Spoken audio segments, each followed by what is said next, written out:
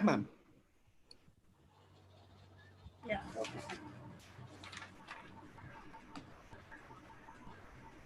Good morning, everyone. Namaste. A warm welcome to all. I am Jagruti Darji, Assistant Professor and Assistant Coordinator, BMS Department, KPB Hinduja College of Commerce, and co-convener for today's National Faculty Development Program on Social Entrepreneurship. KPB Hinduja College of Commerce, established in 1974, functions under the guidance of the Hinduja Foundation, which is a part of the Hinduja Group. Over the years, the college has progressed with the belief sky is not the limit. Our college has been re-accredited NAC A+, grade CGPA 3.59, and also awarded college with the potential for excellence by the UGC. College, which started single commerce course, today offers more than 50 courses from higher secondary to the doctorate level. We offer specialization in management, finance, banking and accountancy, BFM, BMS, BIM, BTM, BBI, BAF, BSCIT, MCOM, MPhil and PhD, and various other certificates.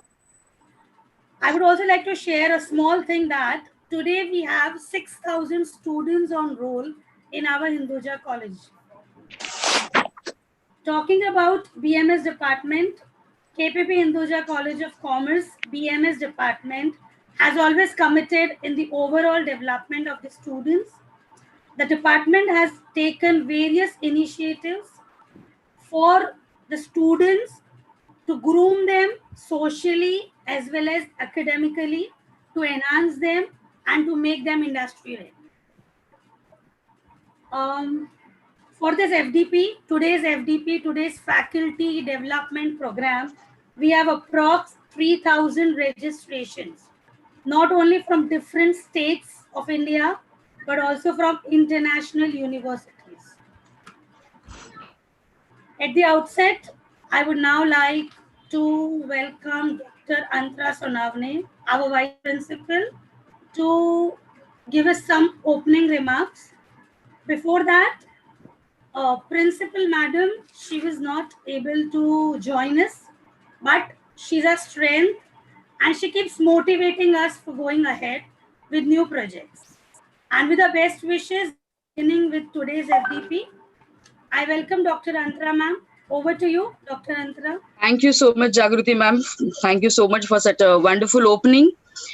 So I welcome all the eminent speakers for today and all the participants. We are really happy to have such a warming, the response from all the participants that we have. So the theme for today's today's webinar, that is Faculty Development Program, we have kept as a social entrepreneurship. Now, a social entrepreneurship that we always defined as, the entrepreneurship which is more with a social objective and it serves its primary purpose. So social entrepreneurship seeks maximizing benefits to the society and the environment. And this is the core need of today's society, even considering the lockdown and the opportunities to come ahead when we see entrepreneurship is a road ahead. In that, when we talk specifically about the social entrepreneurship, it is really going to give a lot to the society. So with this, it will be very interesting to know that what is the social entrepreneur's role, that they are going to be the role models ahead, and what role exactly the social entrepreneurship would play in education. So I hope this faculty development program is going to be really helpful and it is going to give a great insights to all our participants. I wish all the best. Thank you so much. Over to you, Jagruti.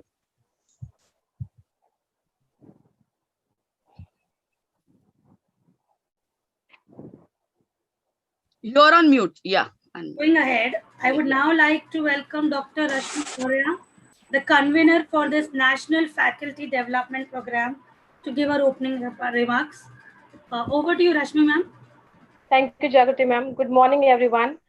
It's a very can say very good opportunity for us to host a faculty development program like this, social entrepreneurship. As ma'am correctly said that this is the need of the time. We should think beyond the COVID-19 and what will be the future. And I hope for all the participants is going to have a very good experience and information from our. So we have so give good uh, speakers with their rich experience and with their expertise information. We are going to definitely we are going to have a benefit in future also. With this, I'm going to congratulate to everybody who are participating in this faculty development program. Thank you so much. Over to you, Jagrati ma'am.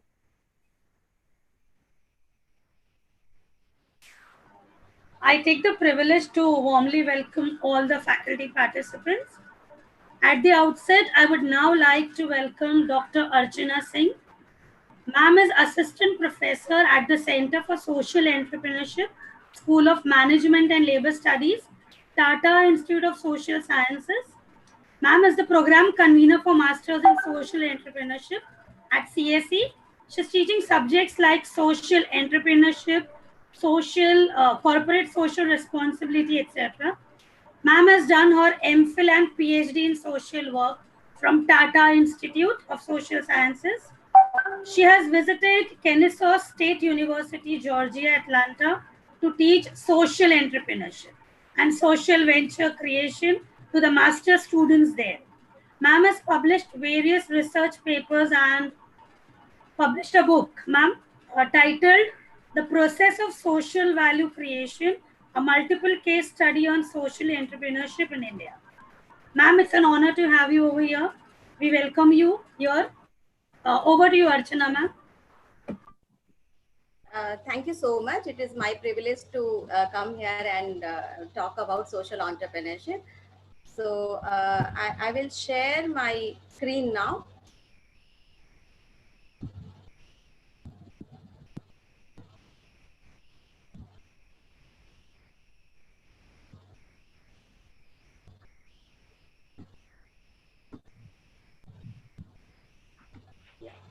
So today, with my session, I am going to introduce social entrepreneurship. So just before starting the session, the ma'am has talked about how in this situation and even the coming future, we need a different kind of perspective. And I think social entrepreneurship provides opportunity for that. And that's why today's, my whole lecture is introducing social entrepreneurship.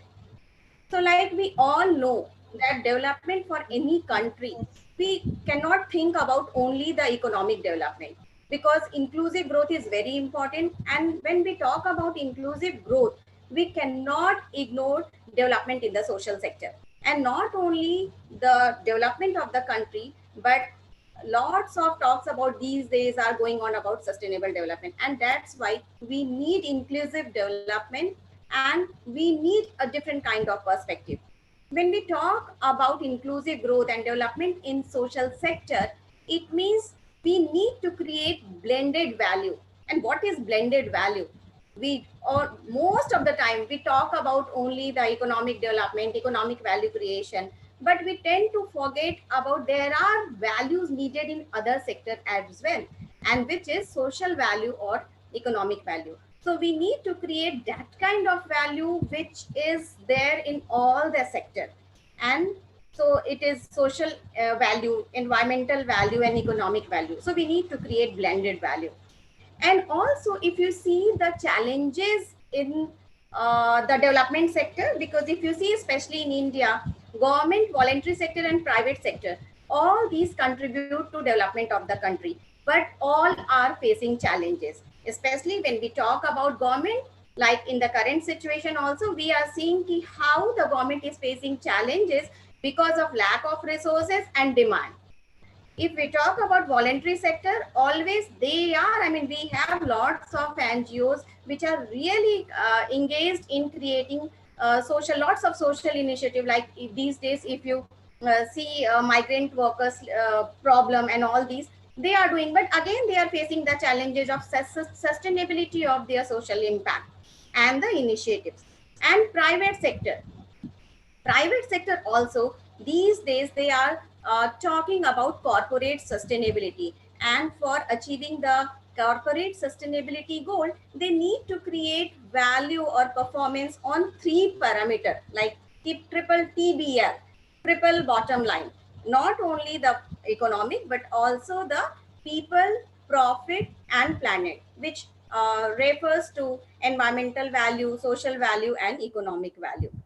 And for all these, there is a need for innovation. We need to focus on innovation and collaboration, and this is actually need of the hour. So I am not going to just give what is social entrepreneurship and what. Let's first, I will talk about two cases. So this is the first case. This is Sampurn Earth. This is one of the social enterprise. This organization is based in basically in Mumbai, and this Sampurn Earth is started by three of our alumni, Center for Social Entrepreneurship, and their names are Ritvik, Jayant, and Devartha. What Sampurn Earth is doing? Actually, Sampurn Earth is completely 99% solution they are providing to waste management, and these are their services, waste audit and all these it is mentioned here. And their services, they started with Mumbai, but now they have scaled up in other state as well, and they are providing their services to educational campuses, corporate, even housing societies and all. What they are doing, actually they have developed partnership with one of the NGOs, Sri Mukti Sangatna, and they have employed rack pickers as their employee. With this initiative, they are creating livelihood, sustainable income opportunities for these rack pickers, and they are also providing them the uniform, the I card. It provides dignity and sustainable source of income. This is the venture which also got global, I mean, lots of recognition across the world, not only in India. So they won Global Social Venture Competition in 2014, which was organized by Haas School of Business of University of California. And also they are the winner of National Entrepreneurship Award, which was started by Modi government in 2017. Let's watch a small video on this organization.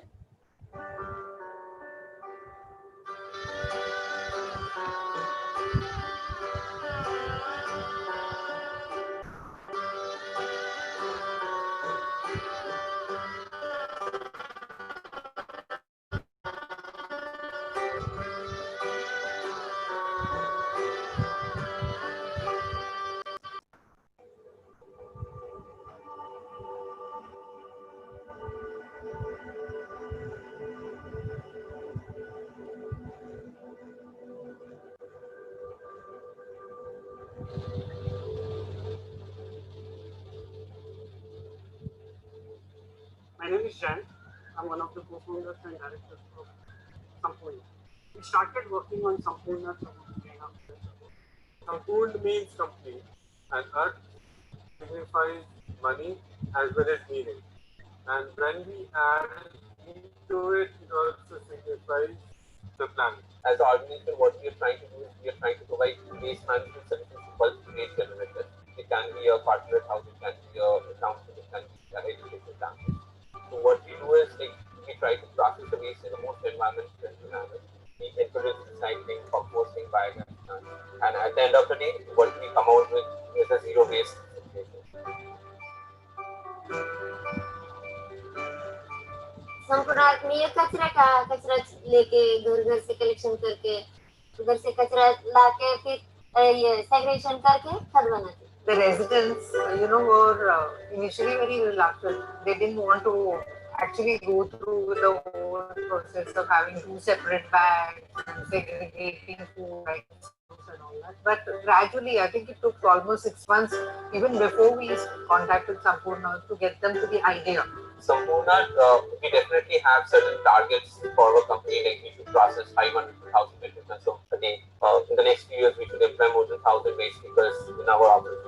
But at the same time, we want to evolve as a company who would play a crucial role in changing the perspective waste management has been.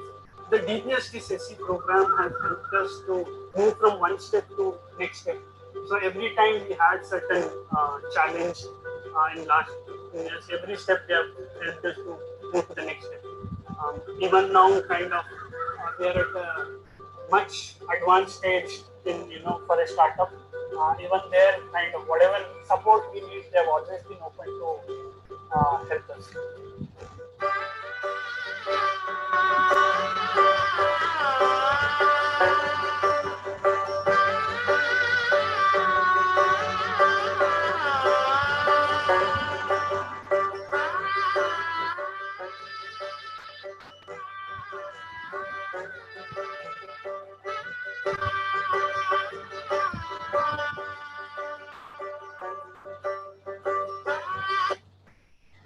My second case is Krishi Natural. Again, this organization is it has been started by Ketan Parmar, our alumni of Center for Social Entrepreneurship, and he started this organization to help farmers and promote organic farming in Gujarat. So what Krishi Natural does, it closely engages with the farmers, and they also provide all the training and technical support for promoting organic farming. And these all training are provided by Ketan free of cost with the knowledge partners. And what he does, he provides guaranteed market to its enrolled farmers and provides household consumers. I mean, all the vegetables he collects from the farmers and directly provides to the customers. And under this, he started with organic farming, but later he also into the milk business. So he is providing, he developed a brand grade where he provides A2 variety of milk, which is very indigenous cow's milk, and which is very healthy as compared to the normal milk that we get in the market. So he is doing that. These are just few photographs of his brand Giraj A2 milk and the basket of vegetables that he provides. And these are just few photographs where he is providing training and just supplying vegetables, fresh organic vegetables to the so housing societies. Just few photographs. Again, I will share again video, very small जीवन video. क्यों नदियों के जैसे पल पल बहता जाता है कि मन में उसके दिव्य भावना सागर में मिल जाना है। जीवन क्यों पानी के जैसे ऊपर नीचे होता है, धरती को जितना प्यार किया है अब बादल उसने जाना है।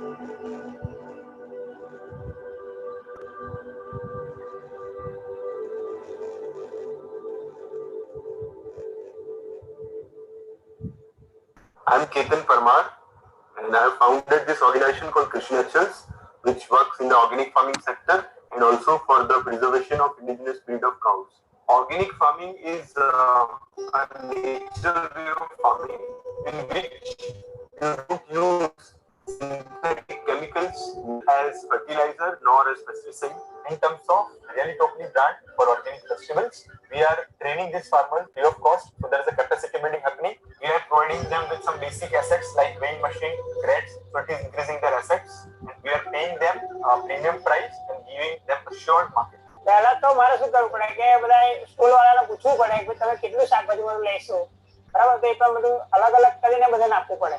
હવે તો અજાય ટોપલી વાળા એ લોકો મને કીધું કે ભાઈ તમે બધું જેવું ઉગાડે તો મને લઈ જવાનું. तो जैसे वेजिटेबल्स आता है तो उसे हम करते हैं, जो भी वेजिटेबल्स है उससे बाहर निकाल देते हैं, सही वेजिटेबल्स रखते हैं, प्रॉपर वे करते हैं और पैकेज बनाते हैं, हम डिलीवर करते हैं। जो देसी गायों के प्रिजर्वेशन का जो ब्रांड है उसमें देसी गाय रखने वाले छोटे छोटे फार्मर्स हैं, उनको गायों का साइंटिफिक ब्रीडिंग करने के लिए अच्छे जेनेटिक क्वालिटी के बुल्स नहीं मिल रहे हैं। तो वहां पे हम एज अ फैसिलिटेटर अच्छा सा बुल प्रोक्योर करके उनको मिनिमम कंट्रीब्यूशन लेके दे रहे हैं। ऊंचा भाव મળવાના લીધે અમારા લોકોને બધાને બહુ સરસ ગાયોને સારું ખવડાવે છે, એમનું અમારે ચાલે છે અને ગાયો માટે ધનખૂટ ઊંચા લાવે છે અને ક્વોલિટી સુધારે છે। पूरा प्रोसेस होता है, उसमें वाटर कंटेंट है कि नहीं वो हम चेक करते हैं और सिटी एरिया में हम होम डिलीवर करते हैं। डीबीएस से अभी फाइनेंशियल सपोर्ट मिला है हमको, खुद की लाइवलीहुड सपोर्ट करने के लिए स्टाइपेंड मिलता है और जो वेंचर है उसके लिए सीड कैपिटल मिलता है। उनके फाइनेंशियल और मेंटरिंग सपोर्ट के बिना ये जर्नी डिफिकल्ट हो जाती थी। उसी की वजह से इतने कम टाइम में ये वेंचर इतने अच्छे स्टेज पे है।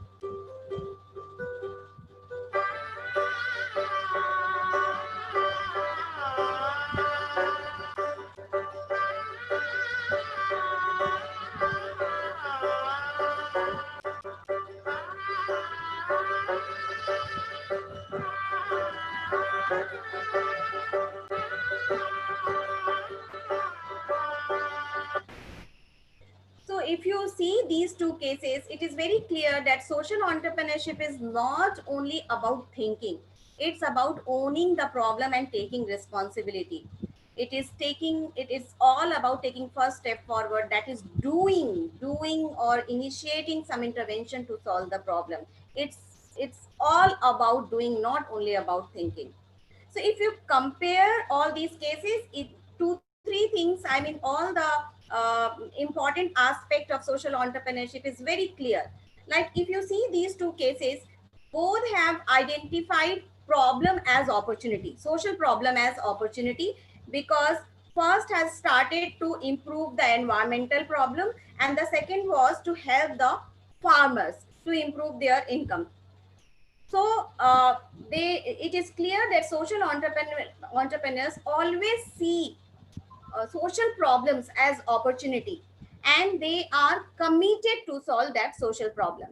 If you see the value proposition in both the cases, not only they were creating social value, environmental value, but both are registered as private limited company, so they are creating the economic value as well. Not only this, apart from their performance on all these triple bottom line, they were also creating values for all the stakeholder, beneficiaries, partners, and what, with the help of collaboration and co-creation. In fact, in Krishi Natural case, the whole milk business was started with the demand that his existing consumers, they demanded, you are providing the organic vegetable, why you are not providing us the milk? And that's why Ketan had to start and the finance was also contributed by his own customers. So this is, like you can say, the co-creation, the whole process of co-creation and collaboration. If you see the resource mobilization, both the cases, they started with their intervention in the completely resource constrained environment. So the role of creativity and innovation is very important, and at the same time the existing network and building multiple new network in different sectors. Like if you're working in voluntary sector, you have to develop collaboration with government sector, corporate sector as well, for solving the problem and creating value. Innovation, like innovation, we generally, it's our perception, it is that it is innovation is restricted something only to product, but it is not like that.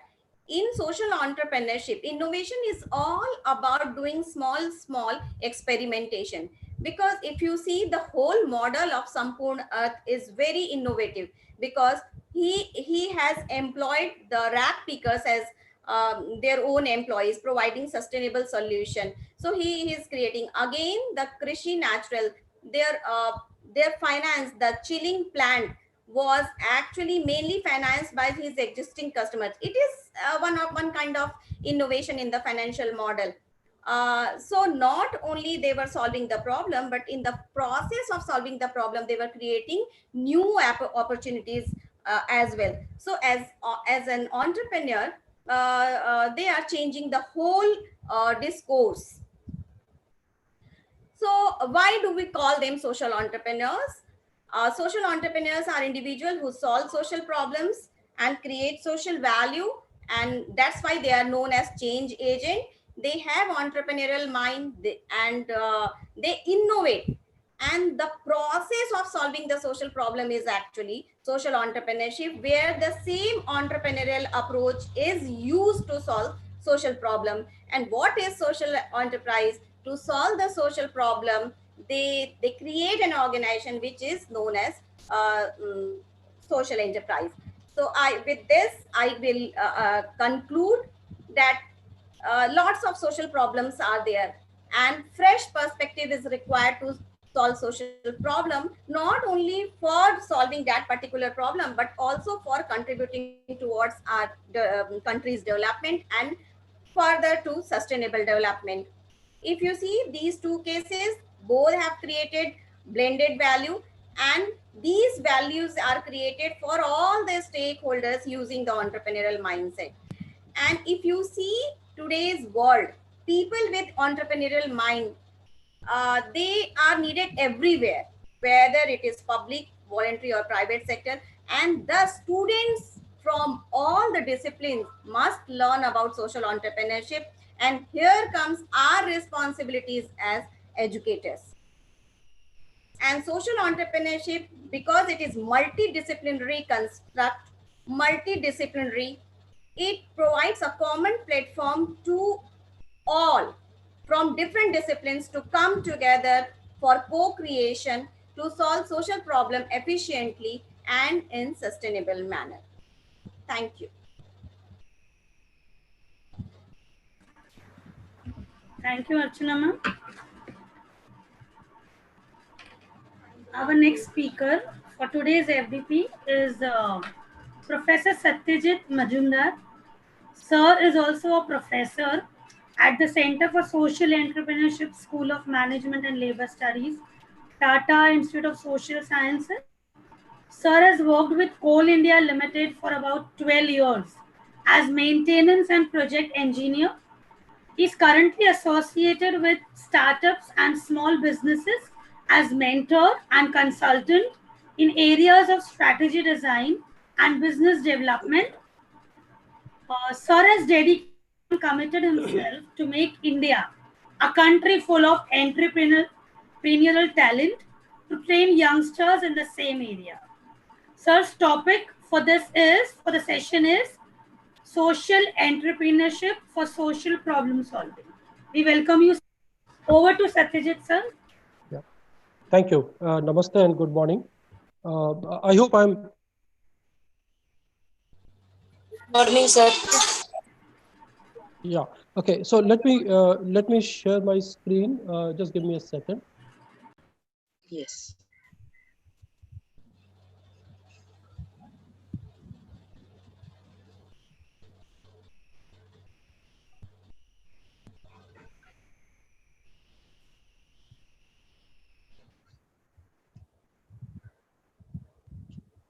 Yeah. I hope my screen is visible.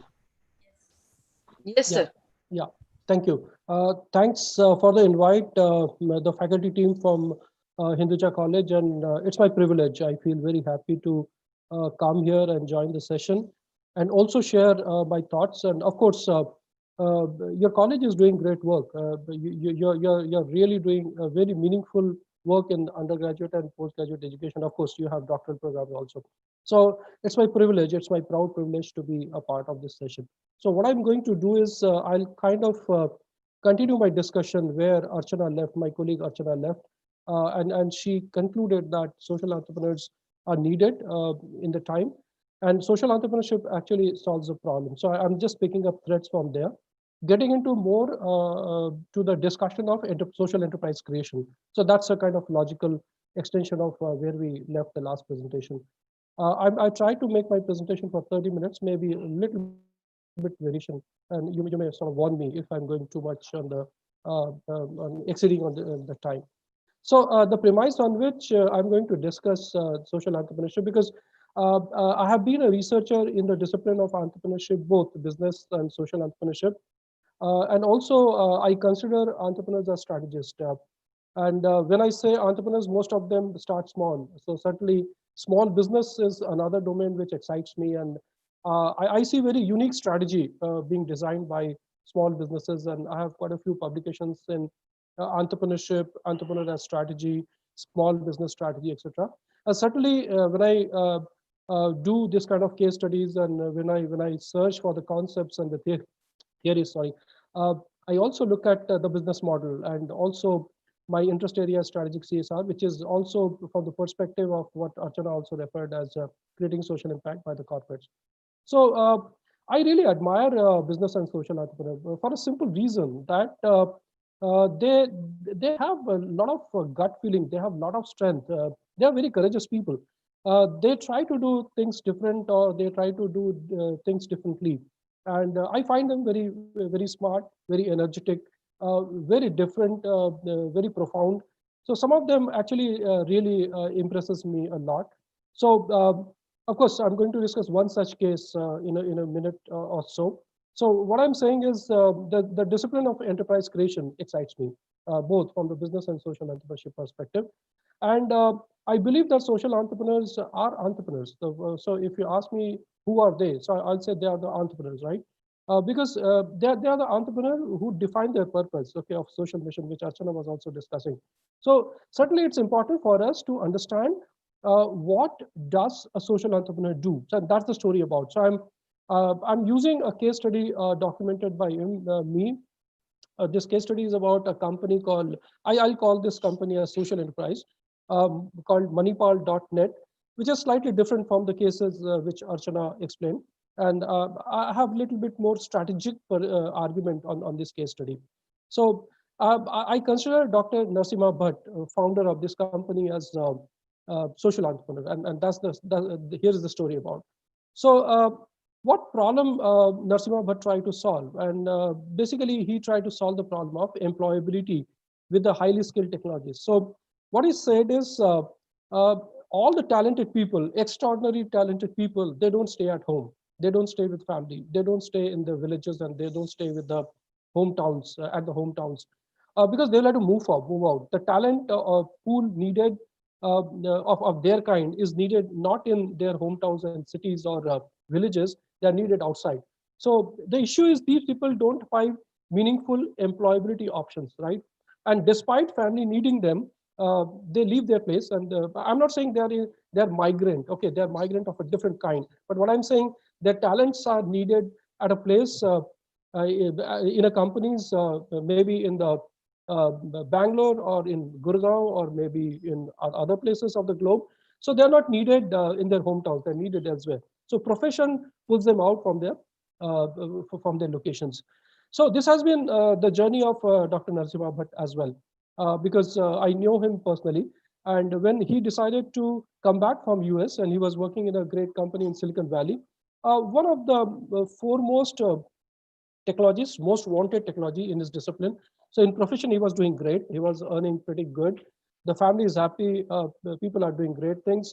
And he has been recognized as a technologist, a cutting edge technologist.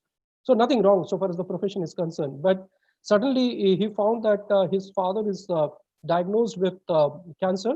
And he thought that at this point of time, he should stay with his father, should stay with the family as long as the father is alive. So he was in a desperate need to come back. But Manipal was not the place where he can get employment for himself. So that's his personal journey, which is kind of felt by him very badly. So what he did is, instead of cribbing for the situation, instead of blaming the system, instead of blaming the people outside world, he thought that can he challenge the norm? Okay, so instead of so challenge the norm, that's what we call as the concept in entrepreneurship as a flipping. Okay, flipping the problem, right? So if you say that not finding a compatible job in your hometown, okay, because of the simple reason that you don't have jobs available to you, okay, can we challenge this norm? So instead of person going to the job, can job come to the person? So that's what we call as flipping. And that's very entrepreneurial way of doing the things. Okay, that's entrepreneurial problem solving, which Archana was also referring to. So that's what he tried to challenge. What happens, I'll explain you after some time. So here is an enterprise, okay, with a social mission to address this issue. Okay, that means talented technologists, people with a high profile, high talent, high skill, okay, need not leave their hometown or home village. Okay, they can stay there and find a meaningful employment where they don't feel themselves as underemployed. Okay, so that's the concept of the enterprise, and that's what I call Manipal.net as a enterprise with social mission. So he challenged the structure. Okay, uh, how do we do that? So what I'm saying is, suppose the next person who lives in Manipal is a biotech technologist, okay, and the company is not in biotechnology business, okay.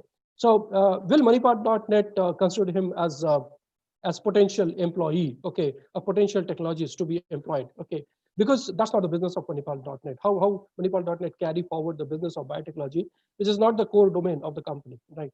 So what he says, even this structure has to be challenged. So it's not challenging the norm, but challenging the structure also. So what he says, let the technology who wants to stay in Manipal, the 20-kilometer periphery of Manipal, with right technological talent, right technological acumen, right technological expertise, okay, come to me, okay.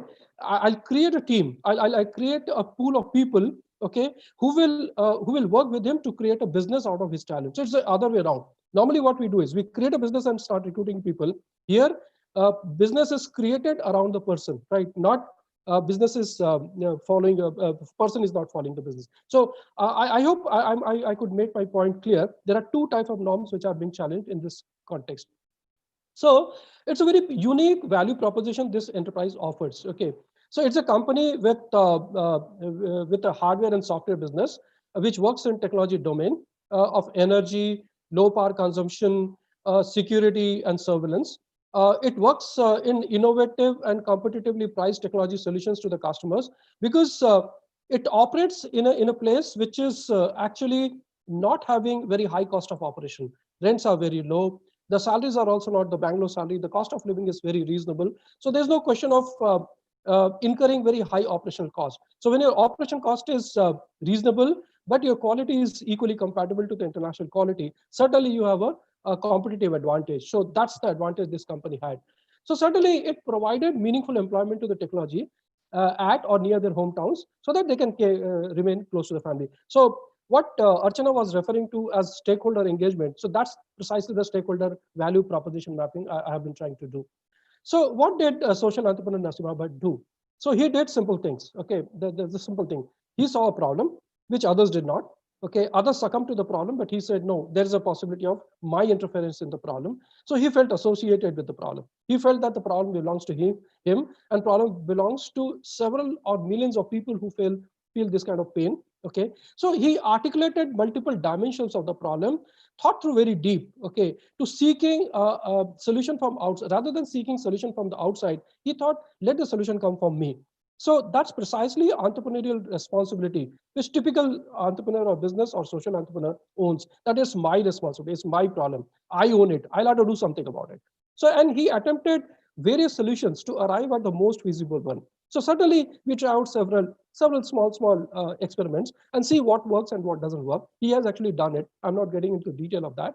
So there are several things which didn't work. So he just kept them aside. But the thing which started working, he tried to push it hard, push it forward to create an enterprise model. So he strengthened the solution which created positive results. So certainly mobilizing multiple stakeholders around the problem and creating an ecosystem, creating a social enterprise, okay, around the problem is something which is very critical for social enterprise creation. So I conclude with the statement, with the case study, with the statement that entrepreneurs are the individuals who solve problem and bring new and positive hope. Okay, entrepreneurs are not giving up kind of people. Okay, social entrepreneurs or business entrepreneurs, they don't give up. They don't blame the situation outside. Rather, they work with the situation outside to make them favorable. So you will find any adverse situation is an opportunity. Okay, and my statement goes with the current situation of COVID also. So I would make a statement that COVID is an opportunity, and I'll try to conclude a little bit at the end of my discussion. So how social entrepreneurs approach the problem? So they're approaching the problem is not they don't have a solution in my head. They don't have an idea in their head to solve the problem. Rather, they do the other way around. They understand the problem, deep dive into the problem, they immerse in the problem, and they tried out multiple options, multiple small options, multiple small possibilities, new possibilities, and try out several things. So they are the people who conduct several small experiments to see what is doable, what is workable. Okay, and something works, something doesn't work. What works, they try to push it a little more. What doesn't work, they try to go back to the drawing board, learn from lessons from them, etc. So basically, they attach value to the problem, not without any bias to the solution. So they are not a person who is sitting with the ego of having the best solution. They are the people who have a zeal, who have a fire in the belly to solve the problem. Okay, so they have a very, very deep-rooted belief that the person, I can solve the problem. I'm the person who has to take responsibility to solve the problem, and I'm the person who will collaborate, who will create multi-dimensional collaborations to bring different stakeholders like me together to create something which is doable. And that's what probably what we call as, in management jargon, we call it as co-creation. So they believe in co-creation of enterprise. So the dimension which I would like to present here is they work on three dimensions, three precise dimensions: the problem, which I've discussed quite a bit, stakeholders, which I referred just now, and the social entrepreneur. So problem map is a kind of complex mapping of all these three factors, and every factor will have multiple variables, right? So if you see the picture within the box, it looks very, very unique. It looks very different.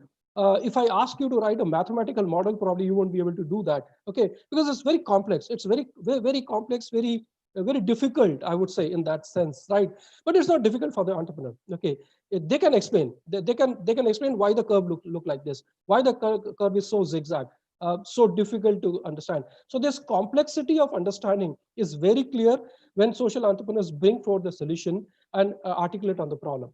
So what we are saying is, when they start creating an enterprise, social enterprise, okay, they try to look at the problem and they try to articulate a solution. They try to implement a solution. They try to own the problem and own the solution to create sustainable social value, social economical environment, which my colleague Archana has also talked about a few minutes back.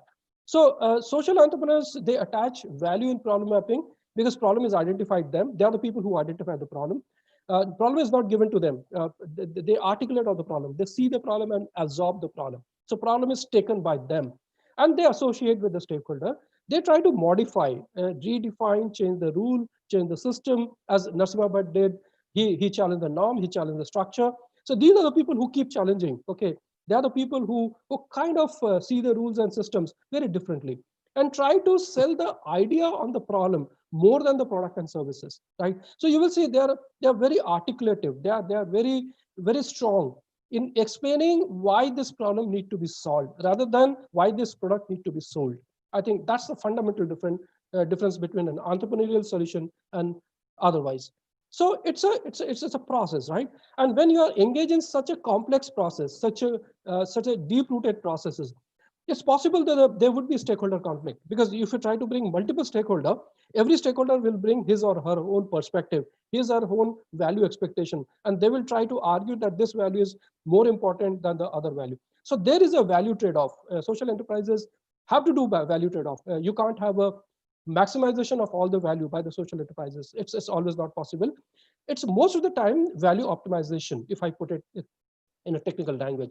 So in the process, when you try to do optimization of the value, there will be a conflict, okay? And the person engaged in conflict resolution more than anybody else. So they are very smart conflict resolution experts in the space.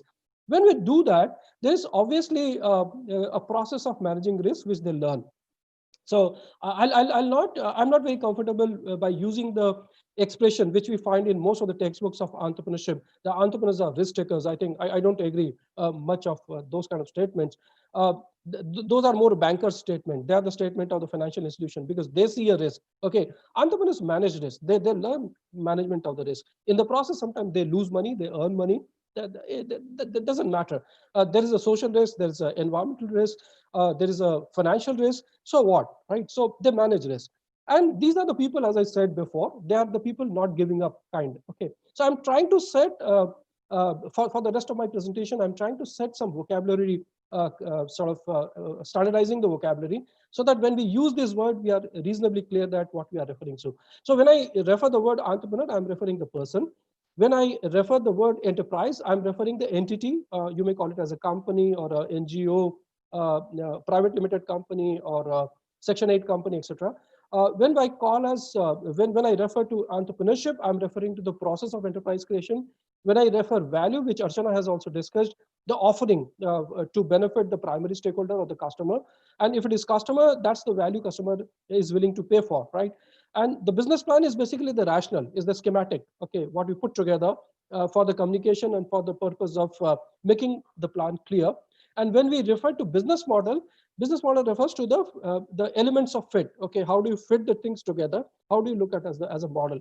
So I'm not going to discuss all of them in detail, but I'm trying to make the terminology little simple and little clear, so that we can connect the words, a specific word to a specific reason or specific context. It's important because we all are teachers, right? When we teach, we should know in what context we are using a particular terminology. So I'm challenging the prevailing norm that the way we teach entrepreneurship in the universities and colleges across globe, not only in India, across globe, that I have a great idea and we do ideathon, we do hackathon, we do several of such events, and we believe that here is a great idea and that will create a great enterprise. That doesn't happen. Okay, it doesn't happen that way, right? How it happens? Here is an idea which will undergo several churning, which will undergo several filters to define the feasibility. And while defining the feasibility, it's not linear journey, it's a multi-layer journey, it's a spiral journey, right? And every feasibility will be tested on a managerial action, okay, in terms of supply chain management, financial management, marketing, branding, everything, yeah? And that leads to an enterprise creation. So it's not a very straightforward journey from idea to enterprise. It's not that. It's a journey from idea to feasibility, feasibility to action. And of course, this happens back and forth number of times, and that's how a good enterprise gets created. So good enterprise is not a linear journey. It's a quite spiral journey. I would like to say that. So successful social enterprise follow simple steps, simple principles and processes, which I'm trying to define in 3 steps. And I'll explain these 3 steps, and maybe after that, we can have some conclusion on how do you look at the situation post-COVID. So the first step is at the first stage, we are saying that how and why the social entrepreneur find the problem close to him or her. I think that's the first question. Why do you think this is a problem? Why others are not thinking? So I have simple pointers, okay? Because all the social entrepreneurs, okay, have aspiration to change something, have aspiration to do something which is prevailing, which disturbs them. They don't like the solutions. They don't like the way things are being done. So aspiration to solve the problem, or aspiration which he or she attaches in the problem space, is very fundamental to say that here is a possibility of enterprise creation. And it's very personal. It's very emotional. It's very, very, I would say, cognitive in the minds of the people, okay, which cannot be challenged, okay. And that's why sometimes you will see the people are very passionate about their problem. People are very passionate about the solutions as well. The second is entrepreneurs are self-driven and self-motivated. Nobody can motivate them externally. Okay, entrepreneurs derive their motivation from inner self, right? They may consult people at the time when they feel frustrated. They can discuss. They can find mentors. Mentoring is very critical. Coaching is also critical. Okay, but not that somebody will tell them, "Hey, guy, you should become an entrepreneur." Okay, here is the time to become an entrepreneur. I think ecosystem is built up for people to take advantage of the ecosystem, but ecosystem cannot enforce that somebody should become an entrepreneur. For this, immersion is critical. And when I say immersion, I want deep dive into the problem space, deeper understanding, deeper engagement in the problem space. So in the second stage, which is more structural, which is not emotional, which is not personal, is established case for enterprise. And here's the difficulty. The second stage is far more critical, far difficult. And here we find a lot of people falling flat. I'm associated with several startups as mentor. And here people find difficulty in kind of talking to me. They say it's too tough. You're asking too tough questions, too difficult things to me. Okay. So what are the tough questions? Tough question is, what is the compelling reason to select this problem? What has been done so far? Okay. By whom? Where else? Okay. Hard to answer this question. But nevertheless, those who are capable of answering these questions are the ones who come very strong. Because we incubate, as Archana said, that we have an incubation center. We incubate our graduates. We incubate many who are not our graduates, very senior technologists People in mid 40s and mid 50s are also our incubatees.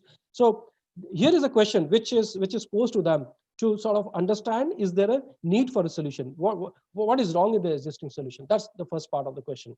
The second part of the question is, what is the problem map, which I have discussed. So what are the interplay of different dimensions, namely social, cultural, economic, political, technological, etc. And how this multiple dimensions, if you remember, I talked about multiple dimension a few minutes back, how this multiple dimension collectively relevant to the problem, how they affect. Some problems are very regulatory in nature. Some solutions are very regulatory dominant, but some are very culturally placed. Okay, so how this interplay, how this complexity of interplay works. Then the third set of questions are, what would be the approach and strength to solve the problem? So here we are questioning the person. Okay, what is his strength? Okay, doesn't mean that the person has to be expert in all the disciplines. He can have a team. He can pool resources from the other sources. Okay, so what are the new discourses the person is trying to bring in? Narasimha Bhatt brought a new discourse that instead of people going to the work, work can come to the people. That's the new discussion, new discourse. The narrative of employment can change. Okay, so why this need to be changed? Why you think that this change is needed? So because social entrepreneurs are basically the change creators, they are change makers, right? So why this change is needed, and how different stakeholder or how primary stakeholder derive a value of it, how different stakeholder will derive a value from it, how customers are going to pay. When Ketan goes for selling a vegetable, when Ketan goes and selling A2 milk, okay, why is that the customers find value in them? Why customers are willing to pay, and so on and so forth. Then the fourth question is, what are the explicit social, economic, and environmental values will be created in the problem context? What will change? What are the impact is going to happen? Okay, and how this discourse, how this narrative is going to be unique? What is the innovation here? So what type of questions? Everybody is doing it. So what, right? So this so what type of answer is something very critical when we try to put some structural questions to enterprise creation, which I call as a case for enterprise. So I'll put it in a simple way that every now and then, almost every moment, we are asking this person to check the feasibility triangle in place or not. And I'll put technology feasibility. Technology is, I'm not going to define what I mean by technology at this point of time for the benefit of time. So basically technology, I put it as know-how, right? So how this know-how makes the market feasible, makes the operation feasible, make the financial feasible. And I'm putting it as an equilateral triangle. That means all the three are important, rather all the four are important, right? And we'll have to balance out all the four on a continuous basis. So when I look at this, basically I'm saying, look at the feasibility. If it is feasible, develop the capability. And or vice versa. If you're capable, see that your capability is used from the feasibility lens, right? So feasibility and capability have to move together. These are almost the two rails of the railway track. They will have to move together. One of them will not solve the purpose. Both of them have to move together to speed up the development. What Archana was referring to, the new development discourse which social enterprises bring in. So basically, it's a continuous journey of feasibility and capability, which the social entrepreneurs have to sort of manage every now and then and try to strike a balance. It's difficult to strike a balance, but nevertheless, that's what entrepreneurship is all about. So when I refer to capability, what I mean is the founders and the social entrepreneurs, the persons, okay, the team and the organization, okay, the people and the organization as a whole, organization as an entity. So it's important for us to now understand the third stage, what creates a business model. Because unless it creates a business model, it's not viable, it doesn't work. In the market economics, it doesn't work, right? So how does it happen? So when we say, how does it happen? Again, I'm posing four fundamental questions.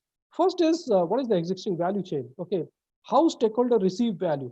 Okay, I'm not debating about for-profit, non-profit, or Section 8 company, because everybody creates value. It's only the financial model which is different depending on the problem and the stakeholder engagement.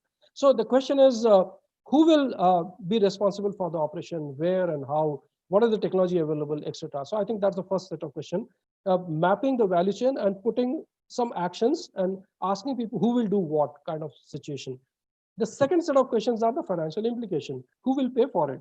It's a non-profit entity. I think somebody else will pay. Donors will pay. Okay. If it is a company or it's an enterprise, business enterprise, probably the customers will pay. Sometimes it is highly subsidized space where government probably subsidize a little bit and the customer pay a part of it. Okay. So who will pay for what? That's the kind of situation we are referring to. Then what is the scale of volume? Because every enterprise has a particular scale and volume where it becomes viable. So not any scale is doable, right? So it's the question of, is there any justifiable number? Is there a critical mass of the problem which makes it possible? So, and that's what I'm referring to: scale, scope, or both. So you may call it as economies of scale, economies of scope, or both the economies, scope and scale. Maybe that can be the way we can articulate this question. And the last one is, what are the markets? What are the opportunities? Is the market dormant? Is it readily available? Is it not readily available? Is it to be created? Is the market is lucrative enough? Because at the end of the day, the enterprise has to be self-sustaining, financially sustaining. So what is the structure? Okay, what is the situation of the market? What is the market structure? Is it too much price sensitive? Is it too much access sensitive? Is it too much sensitive to the regulatory environment? So we can question on that, and that's where the market attractiveness could be answered. So I'll conclude now with the statement that social and business entrepreneurs create feasible solution to the problems, and that's the premise on which I have sort of narrated how enterprise gets created by solving a problem. And problems form the basis of entrepreneurial opportunity. So any amount of problem is an opportunity for entrepreneurship, right? And that's what I said, that COVID is a problem space. So here is a basket full of opportunity. So entrepreneurs create new and positive hope in solving this problem. And some, as I said before, in the case of Narasimha Bhatt, Manipal.net, I said that they challenge the norm. They create a new norm. They create a positive hope. So that's the premise of problem solving. So if you look at the problems floating around when we talk about COVID-19, I think we have several problems. We have several issues. We have issues of supply chain management. We have issues of global supply chain management. We have issues of shortage of drugs. In fact, we don't know which are the drugs, right? We have issues of diagnostics. We have issues of laboratories. We have issues of hospital beds. We have issues of nutrition. We have issues of food. Okay, so we have several issues. We have that's what I say. We have basket full of problem. If we have basket full of problem, what I'm saying, here is a world of opportunity. Okay, where startups or young entrepreneurs can innovate, and they can find several things to work for, and they can explore various solutions. They can conduct several experiments. The structure, the system, the ecosystem is very favorable. Government and non-government entities, there are many people who are helping us, including investors. So they can experiment and they can express themselves in terms of new value proposition, new discourse, new narrative to solve the problem. So I feel happy to participate in this discussion, and I thank the organizers for inviting me. And I'll be happy to answer the questions if there are any questions. Otherwise, that's the end of my presentation. Thank you very much. Thank you, sir. So we'll take the questions at the end of the session, sir. We have many questions actually. Sure. Yeah. Thank you, sir. Thank you. I would now like to welcome Uday Vankawala, sir. Sir is Chief Executive Officer, Atal Incubation Center, Rambhav Malgi Prabodhini. Sir has been active in the Indian startup ecosystem as a collaborator, facilitator, and motivator since 2010. He is involved in envisioning, planning, and providing overall leadership to AIC RMP with the objective of nurturing and supporting new age entrepreneurs for New Age India. Sir has traveled all over India, addressing over 50,000 students, covering 300 plus academic campuses, including IITs, IIMs, and NITs on entrepreneurship. Sir's outstanding work is, Sir is certified instructional designer and has successfully completed entrepreneurship educators course offered by NEN Stanford Technology Ventures program. Sir has traveled more than 20,000 kilometers during October 2016 to March 17 period, where he has visited many cities: Indore, Surat, Nagpur, Nasik, Gwalior, and goes on, apart from Delhi, Mumbai, and Bangalore, to study and build a strong entrepreneurship ecosystem in Tier 2 and Tier 3 cities. Sir, we warmly welcome you to start the session. Thank you, sir. Thank you so much. Wonderful. I hope so I'm audible. Yes. Oh, wonderful. Thank you so much. So first and foremost, good to see Dr. Antra. It's been almost, I believe, 6 to 7 years Many years, yes, And yes, many years, many years. good to see Yeah. mentors like Professor Satyajit out there. We travel to Indore for National Entrepreneurship Award Scheme. It's a family. It's a community that I've been a Yes. part of, and it's so wonderful. Good to see Dr. Rachna Singh as well from TIS campus. So thank you, Hinduja College, for organizing this, inviting me Our for, pleasure, sir. and very important also EdFly, which is one of our incubatees. So thanks to EdFly for taking all the pains and organizing this. And reaching out to, I believe we had more than 2,000 plus kind of registration, and we have close to 700 to 800 viewers now. So without much further ado, let me just straight away get on to, as you would have seen from my introduction, you would have got to know that I'm more of an entrepreneur who has learned from on-ground experiences. My experiences with entrepreneurs, including student entrepreneurs as well. And at times I've seen even faculty taking up a role of mentor, mentoring entrepreneurs, and a few of them becoming entrepreneurs themselves. So I believe that is very important at this juncture. And a lot of things what Professor Satyajit covered, it resonates, and something that I'm gonna not duplicate or have the similar things, but would like to add value to what he has really said based on my experiences. So I'll keep it pretty much short, 20 minutes, and then maybe we'll take up Q&A. So here we go. I hope so the screen is visible. Yes, sir, it is. Thank you so much. So whenever we talk of social entrepreneurship, whenever we talk of social enterprises, founders, I mean, there is always a sort of a question where to start, right?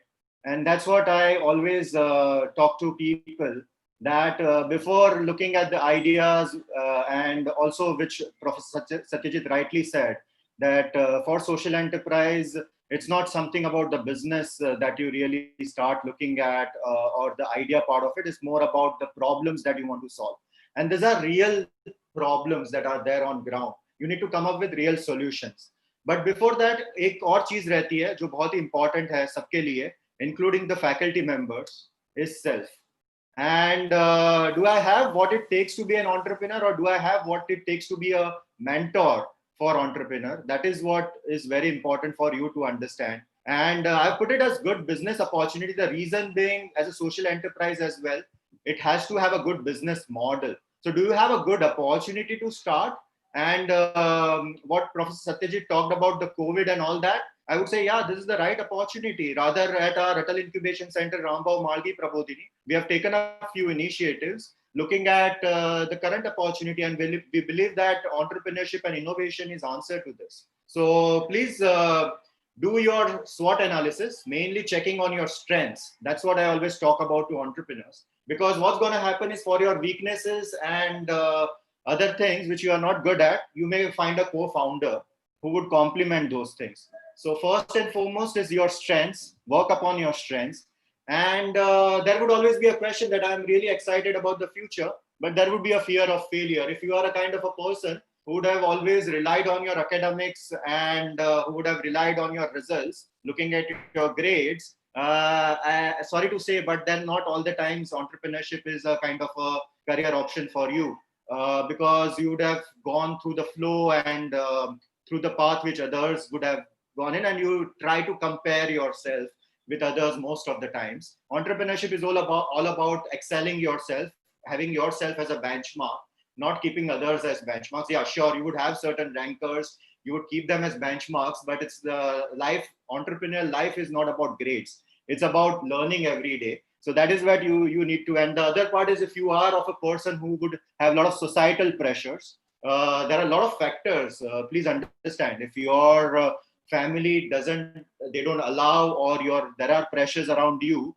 and some commitments which would not allow you to take up entrepreneurship, please take a wise sort of a decision and go ahead with this journey. Because once you have taken this up, you can't look back, or you can't turn around your decision and then say that, hey, ठीक है, मैंने 6 महीने try किया, नहीं workout हुआ.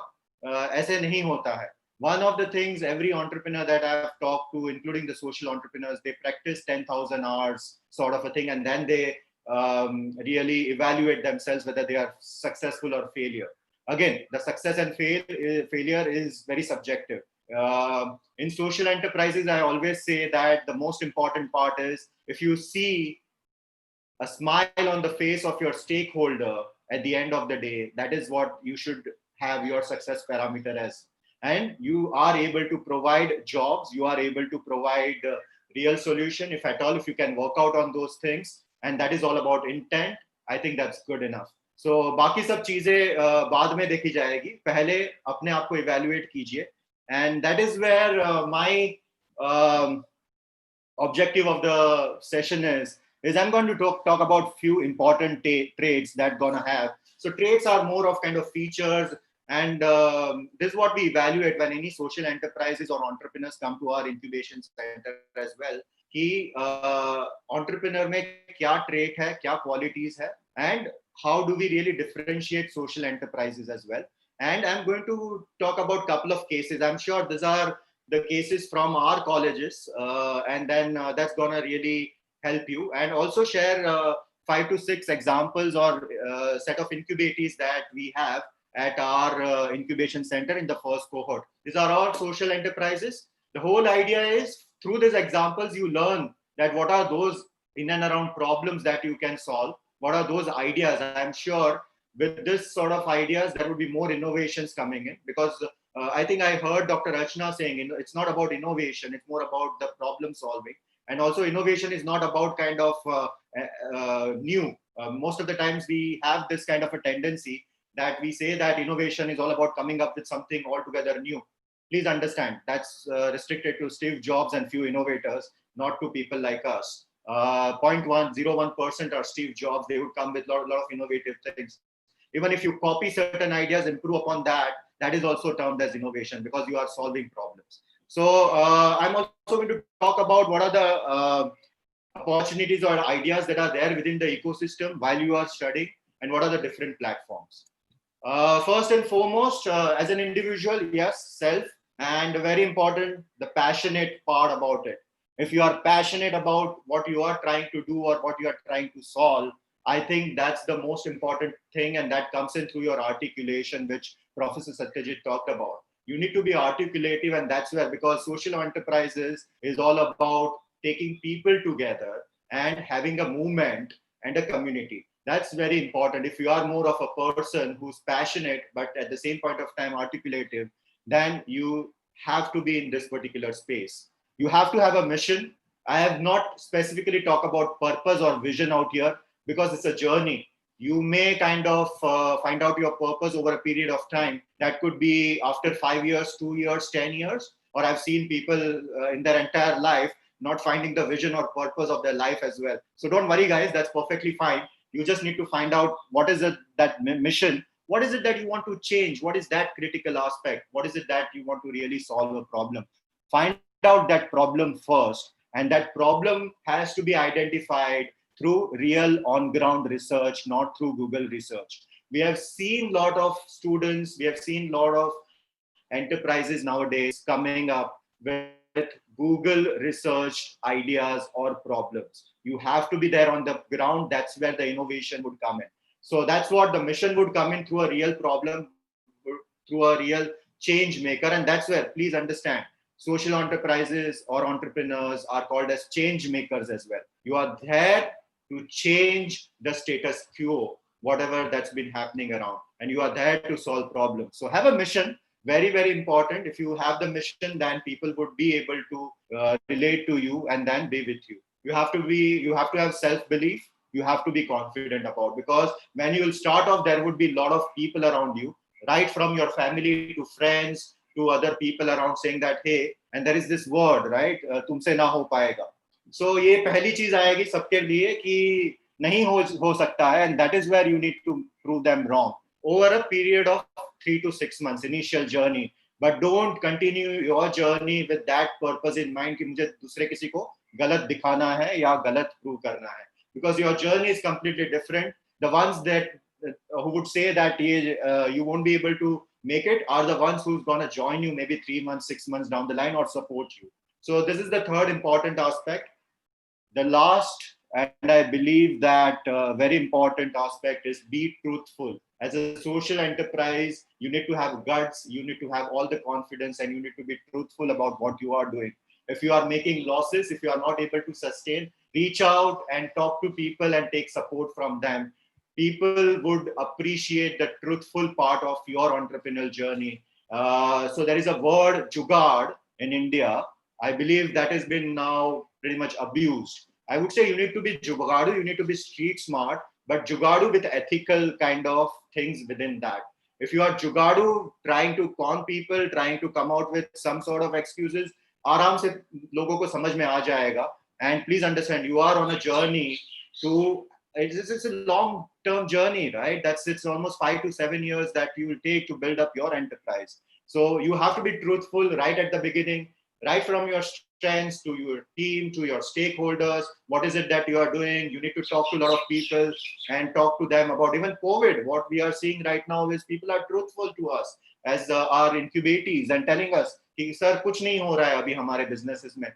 Sale kuch nahi hai. I mean, that's everyone is affected. So people would understand that. Don't come up with, so there is a thin line of overconfidence and confidence. There is a thin line of jugaad and jugaad with ethics. So truthful is all about that. And I have included one part which is irrespective whether you are a social enterprise or not, is about people and resource management.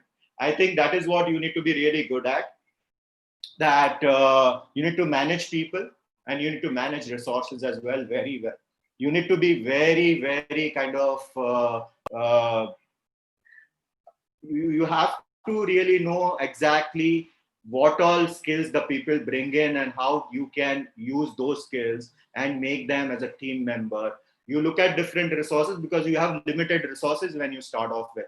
And at times as a social entrepreneur or a founder, you really need to do everything. So these are the two important things that you need to really identify and then have not just kind of deployed, but also they need to be managed well so that they are with you for long term. So these are the personality traits. Whenever you get any students coming in with ideas, check on these parameters. I think that's going to help you a lot.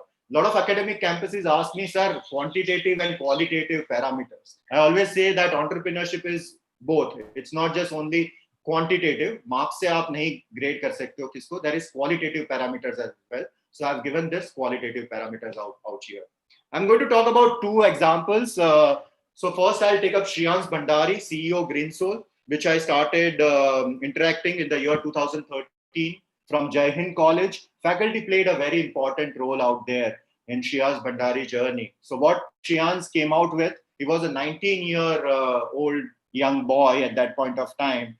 उन्होंने देखा कि बहुत marathon runners है, joggers है, और 2-3 साल के बाद क्या होता है कि आप you discard those particular shoes, those marathon runners and joggers, because what really happens is outer layer gets pretty much kind of wear and tear हो जाता है उसका. So that is where he came up with an idea, and then he had a co-founder who came from who's from a very kind of underprivileged background and a modest background from a slum area, and he said that Shriyans, हमारे यहाँ पे तो इतने सारे बच्चे हैं उनके पास पहनने के लिए चप्पल नहीं है. And that is where this particular kid, the idea struck, the eureka moment, and what he came up with is जो ये marathon runners और joggers के शूज रहते हैं उसका सोल अगर आप देखोगे इंटैक्ट रहता है, अंदर का जो सोल रहता है वो इंटैक्ट रहता है. He came up with a machine and then he said that इसको कट करके हम लोग चप्पल बनाएंगे और ये स्लम एरिया में हम देंगे.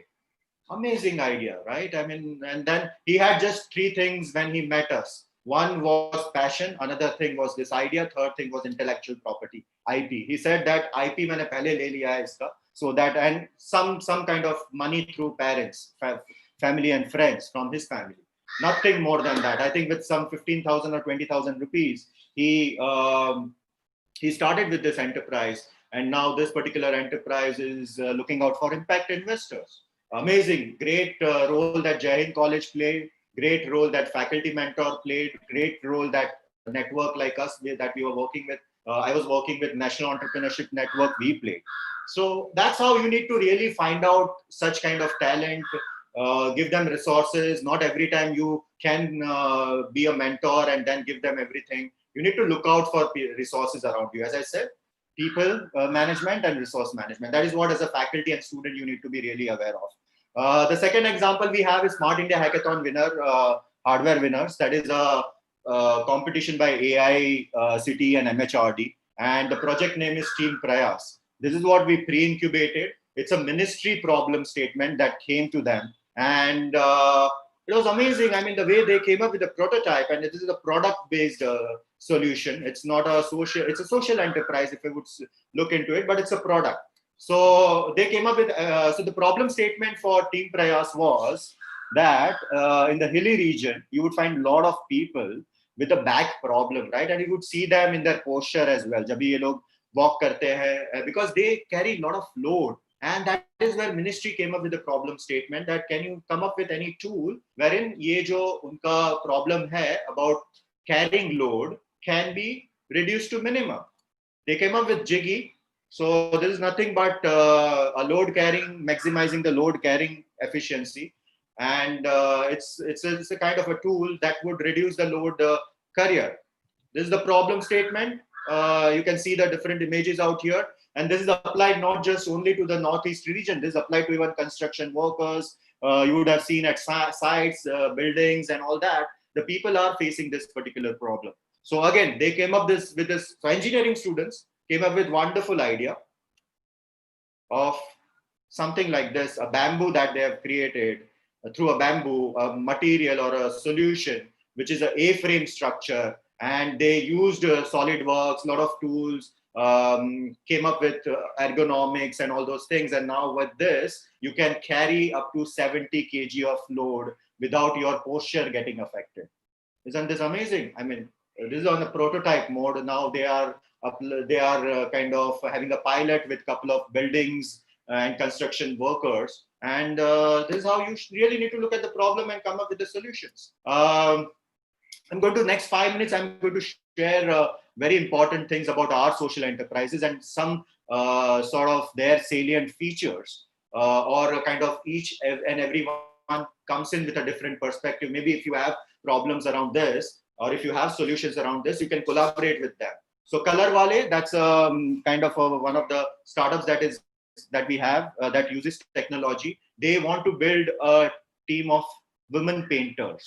Just imagine, because they themselves hail from Satara, and then they see that a lot of painters out there are all male painters. And then when you give contracts, then, and female, if you would see, I mean, I'm not being very gender sort of a thing, person out here, but then please understand, a lot of creativity within women, and then you can use those creativity part of element, and even the women could be painters. So they are building a team of that. Jawar Tourism, they are based in Jawar, as you can see, that's a small place in Palghar, 80 kilometers from Mumbai. And this person, the founder came in with just one slide to us. एक side पे था train में, जो अभी आप reverse migration की हम जो बात कर रहे हैं COVID के बाद. So he said, sir, I've got two options. One is because he himself is an engineer and MBA. He said that I've got two options. One is train में मैं 25-30,000 का job करके मुंबई जाऊं, और जो मेरे गांव वाले सब करते हैं. Either I join them and then take up a job, or train में उस तरह से struggle करूं, या फिर the right hand side, the image was about Jawar, all about the beauty, nature around him, waterfall. He said, I want to revive Jawar tourism. And then he came up with this wonderful idea, which is all around reverse migration and rural livelihood. That is, guys, a real social impact that you want to bring in, that you provide job and employment opportunities to people. What he has come up with is one of his team member is a tattoo artist now, and the tattoos that they do is on Warli art. So Palghar और वो region में, Jawar में आपको tattoo art मिलेगा. And he was in Goa and find out that कि गोवा में सब लोग tattoo करवाते हैं. How about a person from my team getting to learn about tattoo making, and then he makes tattoo of Warli sort of art, and whenever any tourist would go back, they would have that memory. Amazing. So उसमें से वो कुछ आराम से 3,000 to 5,000 that team member is able to earn. He's got plans to do community kitchen and a lot of other interesting self-help groups and domestic products that they have. including bamboo products. So he's going to work on those specific things. Shekru, that's an app for agriculture and farmers. Although we put him into agriculture, but now they have a social enterprise, is a Section 8 company. So Shekru app, if you would just download, that would give all the information to farmers about schemes from the government. Amazing work, 45,000 downloads, a very focused founder, that is Anand. So amazing work. Rural Caravan is all about creating entrepreneurs or self-help groups from rural economy, and they use technology over there. That's amazing. Very important, Korakari. Now they are into Kolhapuri Chappal.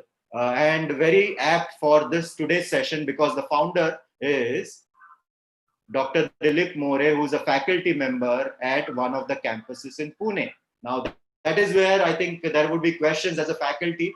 Please understand, he himself being a faculty kind of took up this mission that the Kolhapuri artisans and the Kolhapuri Chappal art that is dying, right? How do I sustain this particular art? And Indian government looks into it.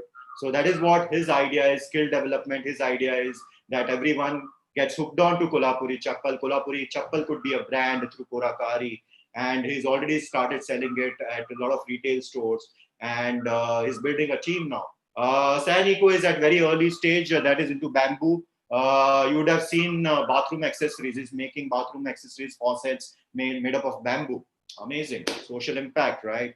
Ennoble is into school beautification, and you would have seen the problems in the rural areas that kids don't have even a place to sit, and they don't have bags. They have created yellow bags, and that's a movement that has been there at the cheapest kind of possible price. They collaborate with corporates and have the CSR funding. With the help of CSR funding, they work with corporates and then work on school beautification so that more and more children get access to what the urban school kids are getting in, right from your sanitation to bags to your boots, that is your footwear, and also beautify so that garden area and all those things. I mean, Noble Social Innovations are doing amazing.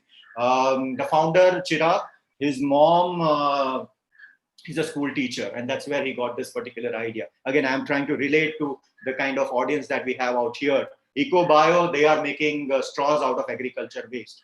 Amazing innovation. Team Prayas I've already talked about. एक मैं perspective देना चाहूँगा to everyone. How do you generate ideas, or how do you really look at problems? Whenever you try to set up a social enterprise, please understand Sustainable Development Goals by UN. You can see out here, these are 17 sustainable goals. If you can connect to these sustainable goals and work out on your social enterprise, the traction would be much more. And then you would know exactly that this is what you are really working on, because these are the goals till 2030, 2030. And if you would see, this includes everything, right from poverty to education to gender equality to even you have life on land and climate action. So please try to tag your ideas or your solutions around this sustainable development goals. That would give you more traction. Maybe you could start your journey by looking at this sustainable development goals, and then look at which of the things that you really are passionate about and wherein you can make that change. Two things very important I wanted to before, sorry, I've taken 23 minutes. I'm so sorry. Another 2 minutes and then I'll conclude. So one of the myths people have that social enterprises is an easier option than starting a commercial business. Please understand that rather as a social entrepreneur, you'll have to generate profits at times. You have to prove that you are creating measurable positive change and you are improving the planet, or at least not damaging it. So rather, आपकी responsibility ownership ज़्यादा है than any commercial enterprise. So if you are getting into this, please understand why are you going there. So which I talked about purpose, why. That's very important for you to understand. कि अगर आप सिर्फ profits के लिए कर रहे हो and there is no kind of a real problem solving, it's good to start an enterprise. But don't look into the social enterprise space, because social enterprise space, you have a lot of other responsibilities as well. And you have to really be abreast of what is exactly happening on around, right? You really need to be good with your with current affairs. You really need to be good with what's happening in and around in the society, in the world, and you have to come out with problems as solutions around that. This is the last but the most important slide for everyone, because everyone would say that mere paas idea hai, I have a problem that I've identified, I want to solve it, but I don't have money or capital. There are few grants or few opportunities or platforms that you need to be a part of. Atal Innovation Mission has got Atal Innovation Challenge. There is a grant of 10 lakhs if you are into product development. Then this grant is from Department of Science and Technology, DST, that is called as Nidhi Prayas. So अगर आप कुछ product idea पे काम कर रहे हो और real technology पे काम कर रहे हो, they give you grant for idea to prototype up to 10 lakhs. Atal Innovation Challenge gives almost a grant which is for even individuals as well if you have good innovations. Look at UNDP, United Nations Development Program, AICT, MHRD, Smart India Hackathon platform, which I talked about, and a lot of other platforms as well. Now, a lot of corporates are coming up with innovation challenges. Look out at P&G has come up, Procter & Gamble has come up. There are a lot of other corporates from different industries like pharma, FMCG. With the COVID problem, they are coming out with innovation challenges. Use those platforms because what they are going to give you is funds and what they are going to give you is recognition. So always look out for such kind of opportunities. My humble request, if you haven't heard about Jagriti Yatra, as a social entrepreneur, I believe that you need to go on that journey of 15 days. I'm not too sure how that's going to happen with the COVID thing, but it's an amazing experience for social enterprises or entrepreneurs when they go through the journey of Jagriti, which is Jagriti as a 15-day journey in the train, meeting different stakeholders. That would open up your perspective, guys. And last, most important is you can reach out to incubators like us. TIS runs a wonderful program. I always say that TIS is pretty much good with the idea to lab kind of solutions and startups. AICRMP can connect you to the government market linkages and all that, so you could reach out to us. Unlimited India gives you initial funding. They are the ones supporting you at initial journey. There are a lot of other incubators. Just check out, guys. So I talked about like a real entrepreneur. Let me just put this perspective. कि हमको भी opportunity दिखी, and this is what we have come up with. We have come up with a foundation program for budding entrepreneurs, which is online. And why? If you would see that innovation and entrepreneurship, these are the key words in this challenging times, and we are seeing a lot of job loss and reverse migration. So we are coming up with a 20-hour structured learning modules, and we are going to start off with 6th of June with certificate and all. And again, there's a so structured kind of a program that there are a lot of online sessions happening. We want to add value, and this is right for the budding entrepreneur. So if you have anyone within the community, you can go through our website, that is aicrmp.org/aicacademy.php. There is a page, and then you would find all the details about the program. And mind you, this is not free. We are charging, the value of this program is almost 60,000 to 70,000, the kind of resources that we have. But we are doing this at 4,500, looking at the current scenario. So again, I mean, that's the opportunity that we have taken up as an incubator, as an entrepreneur, and be there in the social enterprise space as well. So yeah, we'll leave with a parting thought, which is Entrepreneurial, what we really believe in. Our newsletter is Entrepreneurial. We are supporting 19 incubators at this moment. We are soon going to start off with cohort 2, which would have another 12 to 15 incubators. And it's an amazing journey. It's a community that we have built, and we are there for the society, and our motto is nation building. And at the end of it, if you are able to support entrepreneurs, I think that's what you really need to look at. So that's all. I'm done. I think I'm so sorry. I just took 3 more minutes. That's okay, sir. That's very okay, sir. So I'm done. Maybe we could take up the questions. Thank you. Yeah. Thank you, sir. It was really good to see you, Professor Satyajit. It was actually an enlightening session, sir. And I think your 17 goals to transform own world was really super, sir. Even last week, I was going through a session where I heard a ma'am was talking, Washmi ma'am was there. She was like, okay, the thing starts from home. So she said, okay, why can't we have one energy-free Saturday, or, you know, where we have complete lockdown in Mumbai, especially as a solution to this pollution and all that thing. Anyway, sir, we have many questions from the chat.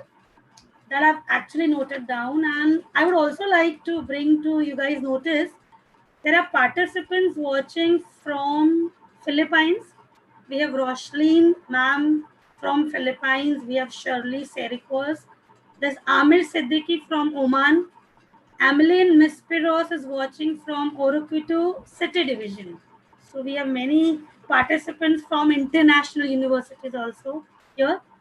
Few questions I would like to you all to answer. So there's one question from Professor Ankit. He's like, how social entrepreneurship can play a role in mitigating the effects of reverse migration caused by COVID-19. Any of you can take up? Satyajit sir, how social entrepreneurship can play a role in mitigating the effects of reverse migration, which is caused, due to this pandemic 19.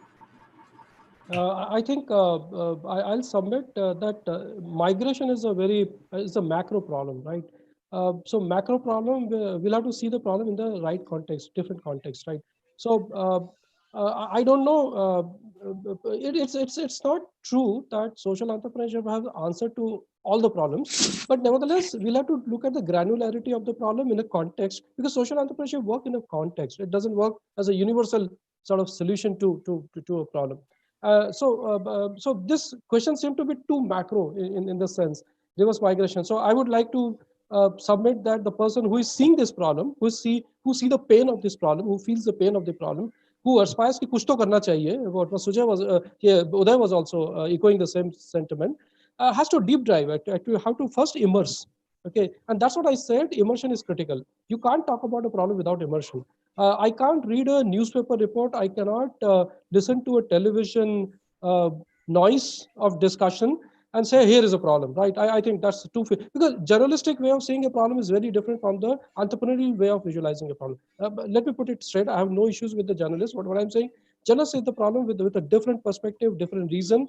We entrepreneur will see a problem from a different reason, okay?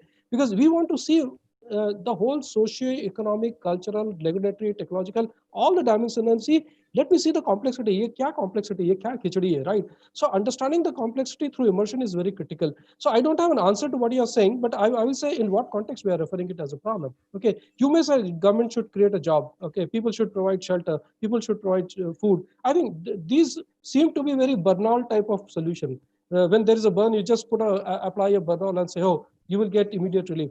Entrepreneurship is not immediate relief. It's a deep rooted. What Uday also said. It's a change maker. It's a change maker proposition, right? It's a social value creation. It's an environmental value creation, economic value creation as well, right? A mix of the value is something which is very critical. So I would ask you to really deep dive into the problem. Do immersion, first-hand immersion. See, Mera Imana, which so Uday was also saying that the way entrepreneur will see a problem, others will not see. Okay, believe me, entrepreneurial visualization of problem is fundamentally different, and that's why it leads to entrepreneurial action. Sometimes entrepreneurs sees the problem. You gave an example of Kolhapuri Chappal. These are really very fundamental, deep-rooted, immersive, observational propositions. Okay, these are not the enterprises. These are very observational, deep-rooted observational propositions, right? It's not a great idea. It's a great thinking. It's a great visualization, right? So I would say that we need a great visualization to see the migration as well. To be very honest, I'm a migrant in Mumbai because I don't belong to Mumbai. Okay, Mumbai is not my home city. Neither I'm born and brought up here. I came here. Okay, so when I come here as to join work in Mumbai, I'm not labeled as migrant, right? I'm not labeled as migrant. So you don't make all the statements for me because I'm teaching. I'm a professor in Tata Institute of Social Science, a great university, great professor, blah blah blah, right? But when somebody who does the small job, works in a small factory, we say, oh, bichara migrant, right? I'm also migrant, right? Why don't you call me as bichara? That's the question. Because the question is, what is the context of the problem? We are not understanding that. So I will request to put the contextual framework in the question. I'm sure there will be great understanding of the problem. So I always argue that understanding the problem is far more important than giving a solution.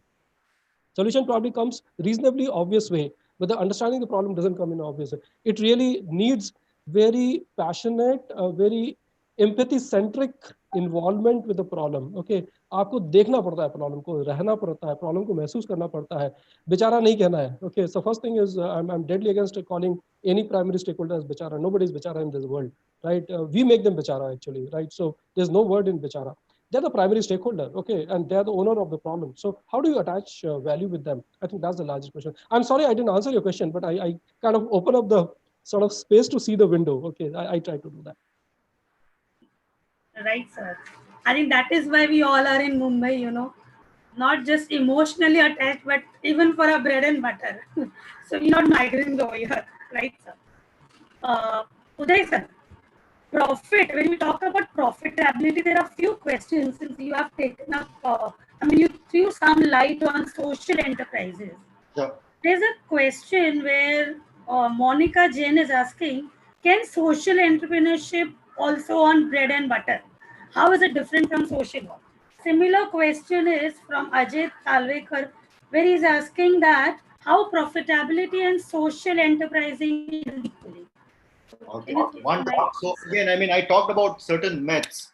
एक हमेशा myth और साथ में रहता है that lot of times people that are in social work feel that their work is up to a level of creating an enterprise, and that is where Professor Satyajit and Dr. Archana out here would also agree that if at all, if it's just a social work, it's for a particular period and it's for a passion for which you are not going to charge. It's something that voluntarily you are doing it. But when you are making a social enterprise, you are looking at an entire business model canvas, and then also understanding exactly the input output, what we really call it as input output impact outcome. I think that's a major framework that you really need to understand, that as a social work you may become a part of an voluntary organization and do that and continue that. You don't have that vision, you are implementing the vision of other organization. So social work and social enterprises two are different things. As an entrepreneur, as a founder, you need to really have good resources, network in hand if you want to start up. And at the same point of time, the profitability की बात रहती है. There are two kinds of enterprises. One is for-profit enterprises, and the other one is not-for-profit enterprises. So not-for-profit enterprises are your Section 8, in which profits आपके किसी को उसमें जाता नहीं है. And then please understand that whenever you are in the social enterprise domain, even for-profit, the profit that you earn goes back within your stakeholders and resources to work on another plan that you have in your social enterprise. So profitability आपको हमेशा ध्यान में रखनी है. But when I say profitability, that is just to cover up your cost and add some elements so that you can cover up your future expenses as well. I think that there are different models to that and different frameworks to that as well. But coming back to the question, I believe about social work and social entrepreneurship, these are way two different things. And please, the passion only cannot take you to entrepreneurial journey. Beyond passion, what you need is the other traits which we talked about. And the second aspect of profitability, again, please don't misinterpret social enterprises as कि वो profit नहीं बना सकते. There are for-profit enterprises as well, which is into social impact. So again, you need to have the bigger vision, the macro view in perspective, and that is how you would look at the solutions. I hope so. I've been able to answer. Yes, sir. Yeah, sir. So I think profit and the social impact, they go hand in hand. Yeah, for these social entrepreneurs basically. Okay, coming to Archana ma'am, thoda agar aap just throw a little light on a question. There is somebody who is asking, Madhuri Darekar, like is preschools are considered under social entrepreneurship, ma'am? And then similarly, somebody is like, how teachers are, you know, like how this social enterprise is useful to the teachers. Can I add something to previous question as well? Because coming from social work background, and then I did my social entrepreneurship PhD. So I think I have something to add for previous question also. So am I allowed to add? Hello, am I audible? Yes, ma'am, you are. What happened, what I see, I don't see social work and social entrepreneurship completely different from each other. Sometimes I see overlapping between social work and social entrepreneurship. What I have found that social work professionals are best taught professionals to solve social problem. But where is the problem? In most of the cases, they lack entrepreneurial mindset, entrepreneurial approach. And that's why they are, in most of the cases, they are not able to sustain their initiative and create sustainable social change. And that's why they need entrepreneurial mindset. But what I believe, if the trained social worker, I mean the person with social work background, trained social work background, if they adopt entrepreneurial approach to solve social problem, they'll be able to create more meaningful social impact, which is very sustainable. So that is my answer to the previous question. Regarding I mean, the present question is preschool considered as social enterprise or not? I think if you see from this perspective, then everything is social enterprise. Even the hospital, Apollo Hospital, Bridge Candy Hospital, I mean, Leelavati Hospital, they are treating the patient, they are creating value. We, the teachers, we are social entrepreneur. I mean, all the educational institutes are social enterprises then. If you see from so broader perspective, then each and everything is, even the Reliance is social enterprise because they are creating employment for the people. So we cannot consider each and every legal entity which is creating, I mean, contributing to social development as social enterprise. First, we need to think what constitutes social entrepreneurship. The primary motive of social entrepreneurs is to solve social problem, irrespective of the legal framework, whether it is registered as trust, society, section 25 or for profit. That is secondary thing. The primary motive is always to solve social problem and create social value. And the second is creating this value or solving the social problem using the entrepreneurial approach. So if you want to analyze that this particular entity is social enterprise or not, we first need to interact with all the stakeholders. All the stakeholders means the person who is creating value, the people for whom the values have been created, different stakeholders like employees who are in the team members who are engaged in solving the social problem and creating value, and lots of personally visiting the organization, interacting with all the stakeholders, and then understand whether this particular organization is using entrepreneurial approach to solve social problem and delivering social value or not. If the whole process of social problem solving includes both the things, entrepreneurship approach and the mission, social mission, then only we can consider something as social enterprise. So sitting here in this room, I cannot say that this entity is social enterprise or not. And it applies to preschool as well. I think I answered the question. Yeah, right, ma'am. So, ma'am, you think these CSR activities that these big enterprises that they do, so they cannot call them as social entrepreneurship, of course. See, like I said, social entrepreneurship always, the primary motive is social mission. The corporate, the private, the corporate which exist not because of CSR. Okay. CSR, doing CSR is not the reason of existence for corporate. They earn profit. That's why a part of profit they are spending in CSR. Though they are creating value, I am not denying it. But we cannot consider as social enterprise because the primary reason of their existence is not solving social problem. Social mission is not the primary mission. Am I clear? Yes. Perfect, ma'am. Perfect, ma'am. So entrepreneurial approach, I think, can only make them sustain in the long run.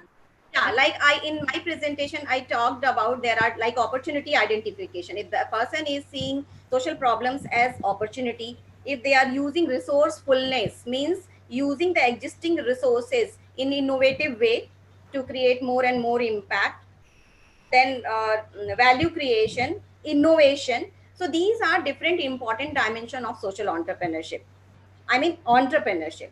And if they are using all these dimension, opportunity identification, resource mobilization, innovation, partnership, co-creation for solving social problem, then we consider any entity as social enterprise. But the primary motive always should be on solving social problem and achieving social mission. Coming to Uday sir, you there? Yeah, very much. Yes, sir. There are few questions on social entrepreneurs. Okay. The question is like, are there any government schemes or subsidies available for these social entrepreneurs? Like, any government's role in this, sir?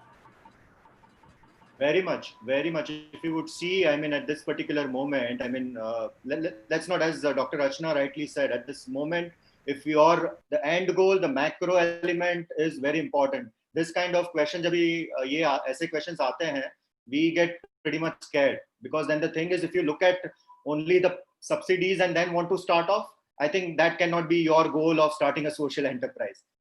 Professor Satyajit would also agree, because most of the time this is what we get when we are on ground, कि हमको support नहीं है, पर अगर support मिलेगा तो हम लोग करेंगे. अगर वो वाले attitude से आप करोगे, देखिए आज support है, कल उठ के वो अगर support नहीं रहा तो क्या आप बंद कर दोगे? So please never ever kind of get into those grants. I mean, there available. You can Google it, find out from different perspective. Government will come up, but again, whatever thing that comes in life comes with some sort of a condition, right? कि वो आपको वापस repay करना रहता है, या बहुत सारी चीजें हैं जो आपको इनिशियल बूस्टिंग के लिए है और जिसको हम ग्रांट मनी बोलते हैं.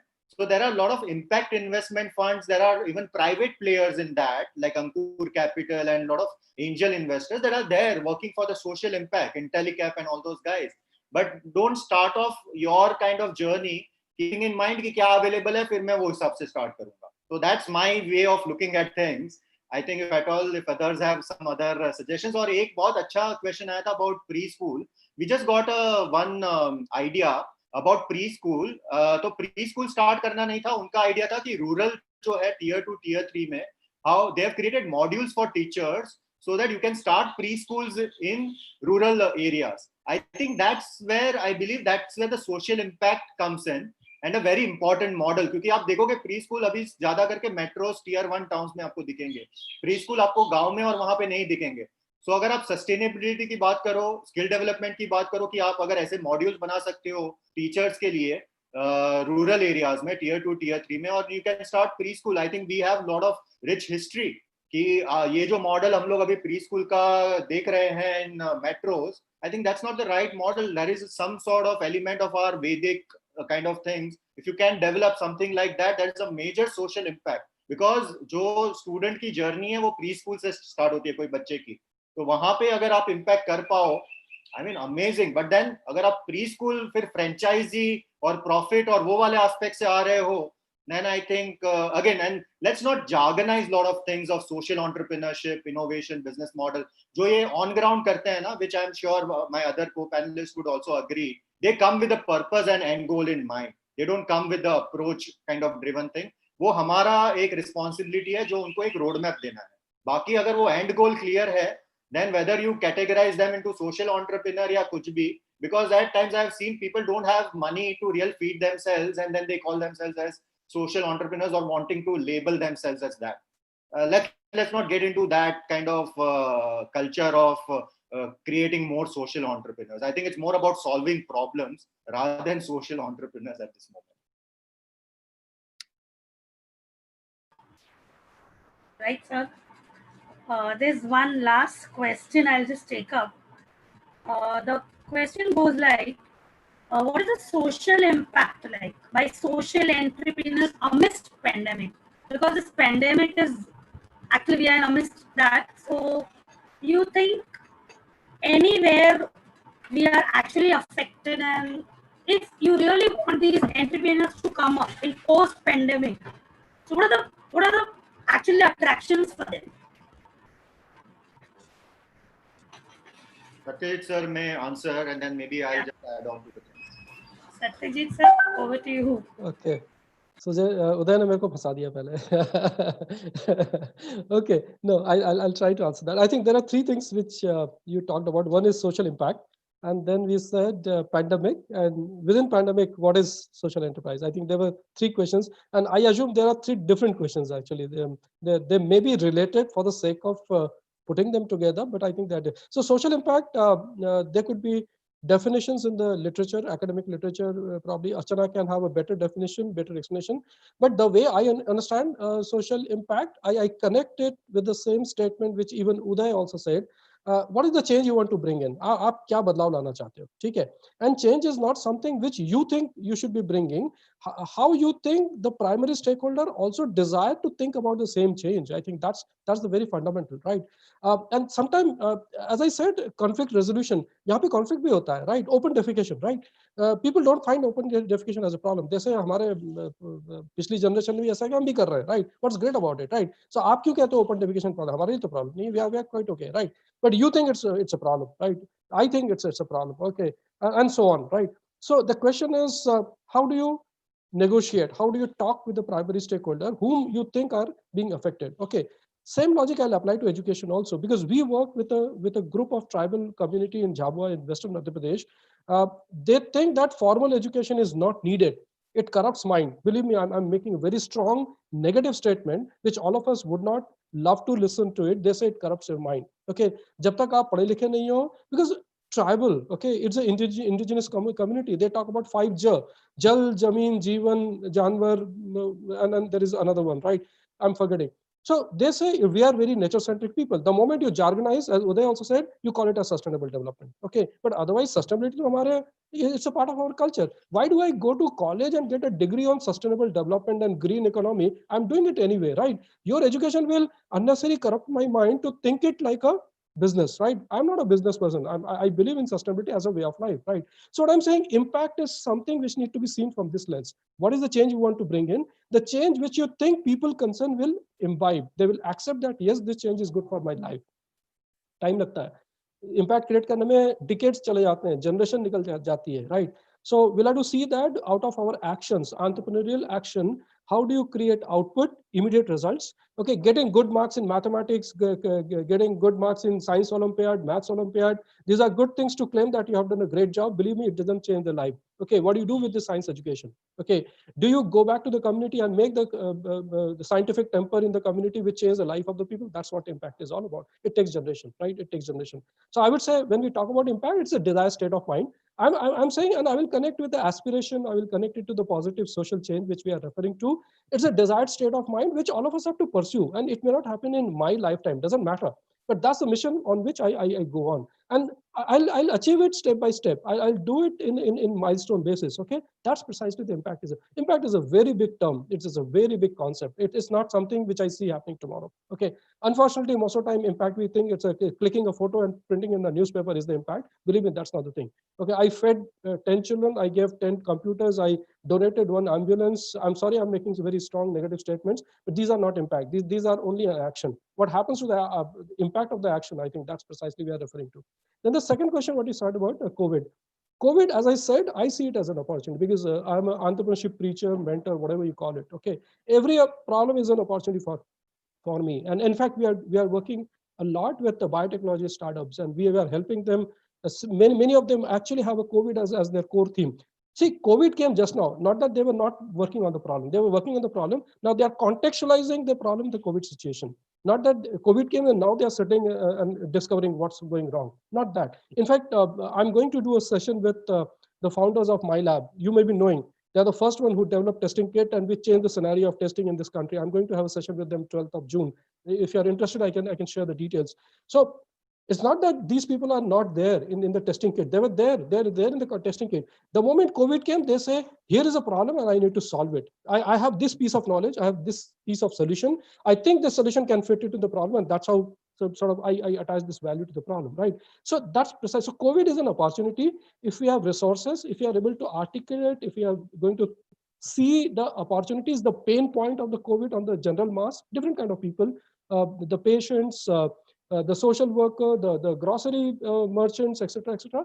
And if we can attach some value, maybe that's where we can see opportunity. And that's a deeper understanding what we are going to see. And the last question which we are seeing is, what is social entrepreneurship in there? So again, I'm echoing the same feeling what Uday was also saying, that not that everybody has to be a social entrepreneur. We need good business entrepreneurs also. So not that every social entrepreneurship is a method of solving a set of problems, right? Not that all the problem has to be solved through social entrepreneurial way. There are problems which have to be solved in a different way also, right? But social entrepreneurship has a market lens. It looks at the market, it looks at the social impact. And it's a very mission driven, as you, Uday also said, it's a very mission driven proposition, okay? We are on a mission to solve the problem, okay? If you think that we are game for this mission-driven problem solving, probably COVID is an opportunity for us. So COVID may not be an opportunity for many of us, okay, for many of us, but it will be an opportunity for many of us to think that, yeah, here is a piece of the problem which I own, okay, I take it forward, right? So it's very important for us to actually question ourselves, which was also very strongly stated by Uday, that it's a question of what I want to do. What is the value I want to create? What is the problem I want to solve? What are my strengths? How do I do it? Do I have ecosystem? Do I have resource? Do I have network? Not that all of us have to have a lot of money in our pocket. Not all of us are chasing grant, and that's why we do social entrepreneurship. Grants are ecosystem support, right? People do it without grant also. The great social enterprises were created when grants were not there, right? So not necessarily that I'm doing it because the grants are there.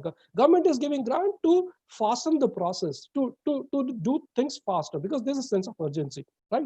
But otherwise that's not needed, right? And I know how to manage my resources, right? Bootstrapping is the way which most of the social enterprise work. So I think these are some complex explanations which can derive the questions. And I'm also of the opinion that all of us must not jargonize. I'm also of the same view. All of us not overdo that social entrepreneurship is a grand thing which will solve all the problems of this world. No, that's not true. Social entrepreneur will have its own defined roles, its own defined agenda, which you can take up further. We do need business entrepreneurs. Okay, please don't be confused that we don't need any more business entrepreneurs. We need only social. That's not true. We need business enterprises, because business enterprise work with a different efficiency parameter, different propositions, different scale, which social enterprise probably will find tough or find challenging to work on, right? So it's very important for us to contextualize the discipline. And as a teacher also, I think I own a lot of responsibility to make it clear to everybody. As a teacher or as a mentor, I own a lot of responsibility to clarify. Sorry, thank you for this opportunity. Fine, sir, but then I think you have given us the multi-dimensions, to look at it actually. And it's coming to the end. Now I would request Neil, who has guided us through all these technical solutions, and give us a brief idea about this Edify learning management solutions. Over to you, Viren. Hi, good afternoon, everyone. I hope I'm audible enough. Yes. Okay. Yeah. So firstly, I'm so happy. I'm so glad to be the part of such a beautiful session. As an entrepreneur, this was like a revision for me. Like a 360 degree. I have been an incubator myself at AIC with Uday Vankawala sir. And this was like almost a revision for whatever we have done, whatever we've learned with you so far. Also, it helped me as an entrepreneur to connect back to my ground. So as entrepreneurs, we are always excited for solving or for the next big problem that we are looking at. This is how generally we approach towards entrepreneurship.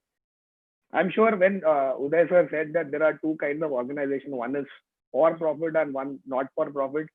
Without incubation centers like you, I'm sure there'll be also kind of organization which are for losses. So fortunately, we are under this roof right now, and I'm so glad to also be part of such a wonderful audience, and also co-organizing this workshop with KPB Hinduja College of Commerce with the BMS faculty. Let me introduce you to Edify Learn. Like Satyajit Majumdar sir said, we had this e-learning platform so far, And when this situation came in, the COVID-19 situation came in, we put this up for free for all our educators. So this came in like an opportunity. Also for teachers who can upskill themselves on various technologies, who can adopt various technologies to be ready for the coming times. So with this, so far, we've got more than 15,000 subscribers on board, 15,000 educators who have joined our platform in past few weeks. Several weeks from now, we have been asked questions that why are you investing so heavily in e-learning now suddenly? I mean, that time it was a gut feel that this situation may persist, and we were evaluating even with AIC that should we invest, should we not, with our investors, with my team members. And today as we talk, we've got 7 times more subscribers that I've had in last 10 years together who have adopted e-learning. So today we have the answer for this. At Edfly, we are committed, I am committed to give all of us a platform which we can rely on, which is secured, which is not dangerous. Every other day, with the amount of users who are joining on board, with the amount of content that is being created curated on our platform, security was one big concern. Every other day we hear some news of a lecture that is being hacked, and some irrelevant content that is being shared on such webinars and so on. So as a company, we have invested on the platform. We have made it easy. We have invested on the security in a big way. We have a double layer security. So be rest assured, none of our courses have got hacked and will get hacked. None of our sessions will get hacked. So with this, again, I would like to thank all of the organizers, the panel members here, and the audience, the participants, for giving us this opportunity to host this wonderful program. Yeah. Thank you, Viral, for all the support from Edfly. Now, Sheetal ma'am would propose vote of thanks. Over to you, Sheetal ma'am.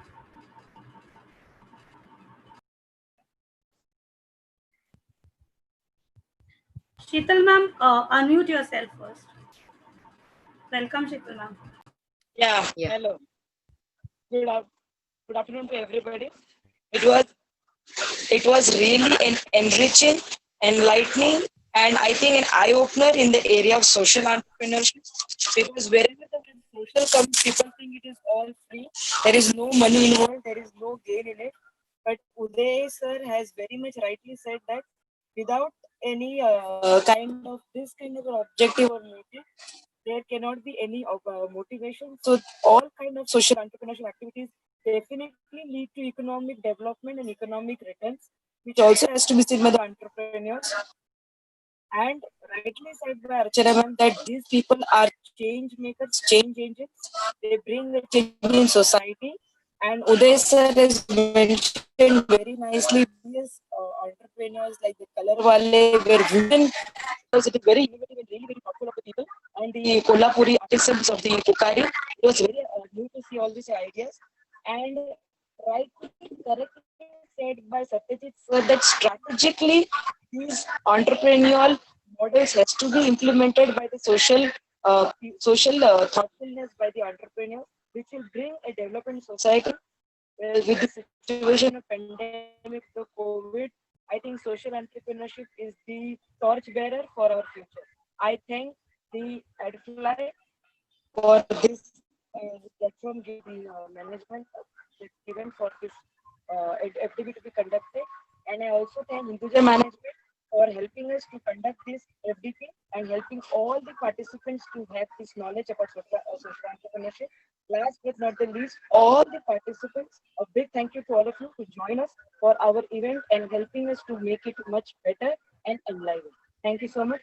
I hand over this topic now to Jagrati. Yes. Yes, so we end here. Jagrati ma'am. Thank you so much. Thank you, Satyajit sir, Archana ma'am. Thank you so much, all the panelists. Thank you so much for joining us. Thank you so much. Thank you. Thank you. Thank you. Yeah. Thank you, Uday sir. Thank you, Satyajit sir. Thank you, Archana ma'am.